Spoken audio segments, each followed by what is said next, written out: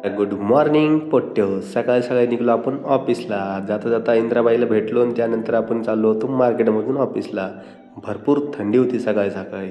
त्यानंतर गांधी बापू उघडेच गांधी चौकात उभे होते. गेलो ऑफिसला. गेल्याच्यानंतर आपली ऑफिसची सगळी गँग भेटली. लागली ना मग आम्हाला भूक. भूक लागल्याच्यानंतर आम्ही काय करावं, गेलो मग भाजी मंडीत. मस्त रपारप खाल्ली खिचडी आणि भजे.